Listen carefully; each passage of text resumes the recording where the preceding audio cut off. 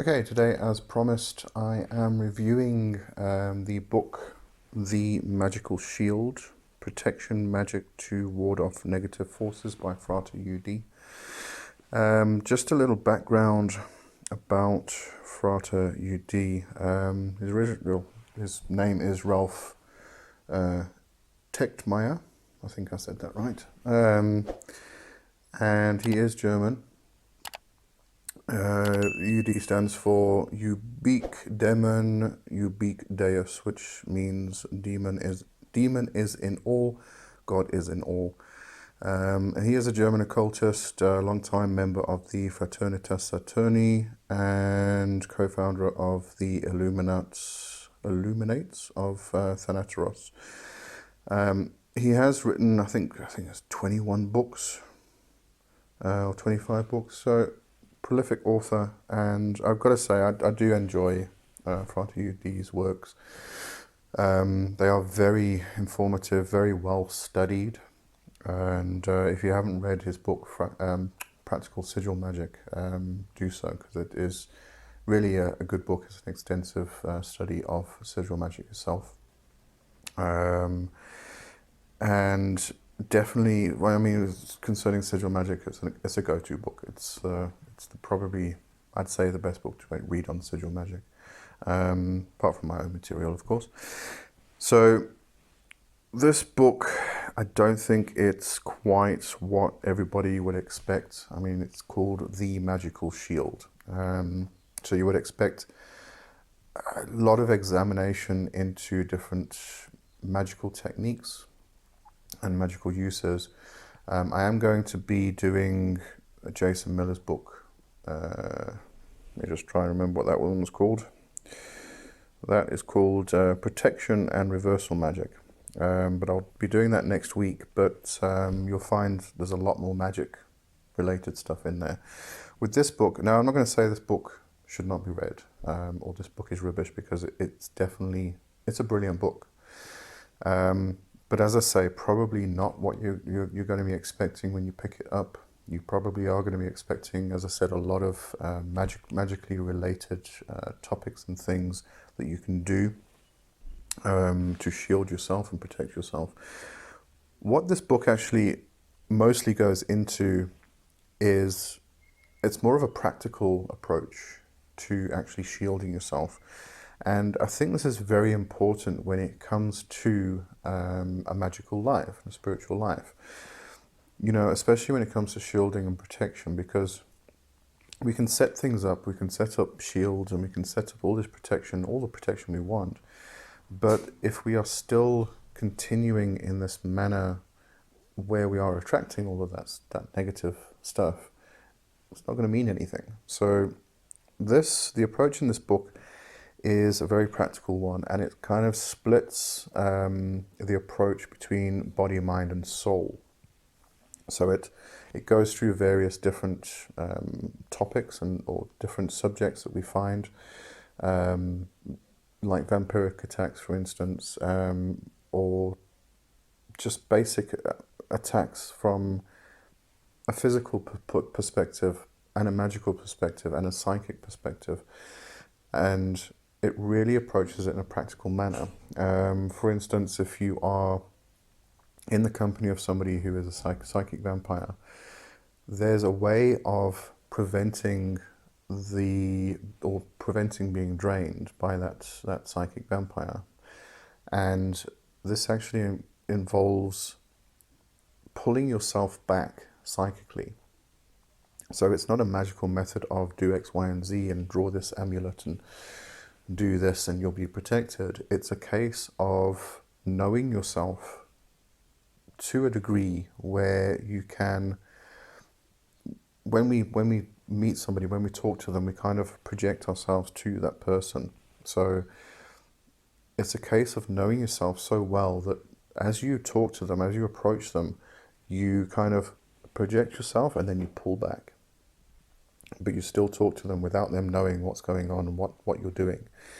You pull back. So it's this kind of, it's almost like a center of gravity. You talk to somebody and that center of gravity shifts towards that person and connects with that person.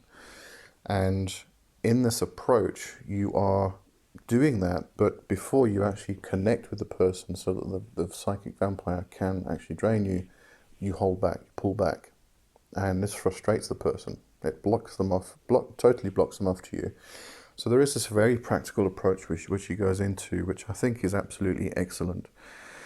I just want to read, I pulled a bookmark. Let me just see. He says, we cannot stress it here often enough. Not being aware of our limitations and weaknesses makes us open to challenges and easy targets for all kinds of manipulation. And holding ourselves to be self-sufficient and self-determined is one of the worst misconceptions. You do find, especially with adepts,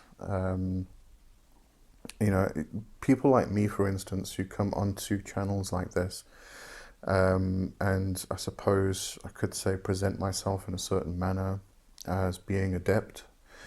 Quite often people like myself don't like to admit that they've been attacked, that something's gotten through the defenses, because it shows weakness, and that's absolute rubbish. I get attacked, I've got lots of defenses and protection up, but they still get through every now and again.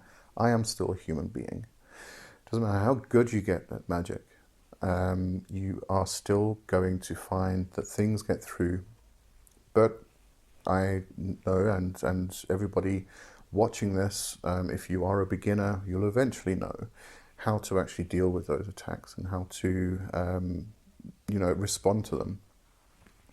So somebody who is holding themselves as self-sufficient and self-determined to a point where they think that they have these defenses up and therefore nothing can get through, and they are completely protected, therefore they don't need to do anything more, is self-deluding themselves. They need to be aware that protection and shielding is something that is a continual thing. It's an ongoing practice. So don't forget that. It's very important to actually remember that. Then, concerning the actual magic in this book, he goes into sigil magic. And as I said, if you haven't read his book, Practical Sigil Magic, do so. Brilliant book, excellent, I loved it. And then he goes into various rituals. There are 3 that he actually outlines here. The Lesser Banishing Ritual of the Pentagram, which is Golden Dawn based. He then goes into the Iao Protective Shield Ritual, which I love, probably because of the connection I have with Iao and Eo Pan and things like that, because Pan's my god. And then he discusses the Thanatos Ritual, which is basically revolving around death, but also very interesting. So, go into, I'd definitely suggest reading this book, going through it, and understanding how you can know yourself better. You can always know yourself better. Also, that's one of those things that just never ends. You're constantly building on yourself, constantly growing yourself, and constantly learning more about yourself. There is one thing I do find difficult with this book. At the end of every chapter, he has 4 protocols. He's calling them protocols instead of exercises. But so the whole idea is that you do these protocols, and there's 1 for each week. So each chapter you can do in a month. So 1 protocol for each month, and it goes through different practices, and they're good practices. They could definitely help you if you did them. The difficulty I have with them, especially when you get into the last chapter, is that you'll be spending 6 to 9 hours a day doing these practices, and the time frame, you can adjust the practice itself to suit you and how you interpret what you actually do. When you're lying down and you turn in a particular direction, it instructs you to do that. How you do that specifically, it can be, you can interpret it any way you want to. But the time frame itself is very solid. It's stuck. It's fixed.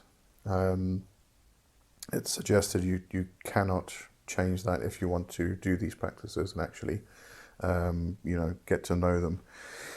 And doing 9 hours of practice a day, that's very, very difficult. A lot of us procrastinate just to do 10 minutes of meditation every day. There are people I know who I've met who have tried to guide in meditation who simply do not have 10 minutes.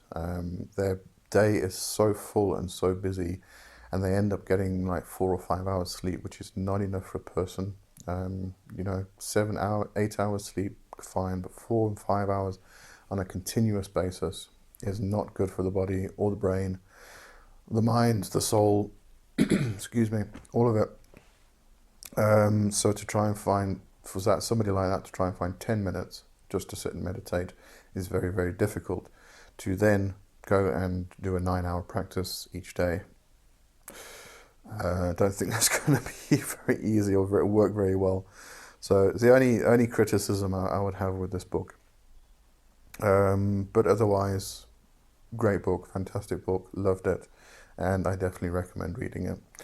Right, so that's the review. Next week I will be doing the Jason Miller book, which I'm actually almost finished with, and I've got to say I love it. It's brilliant. So anyway, we'll get into that next week. All right, have a great one. Cheers.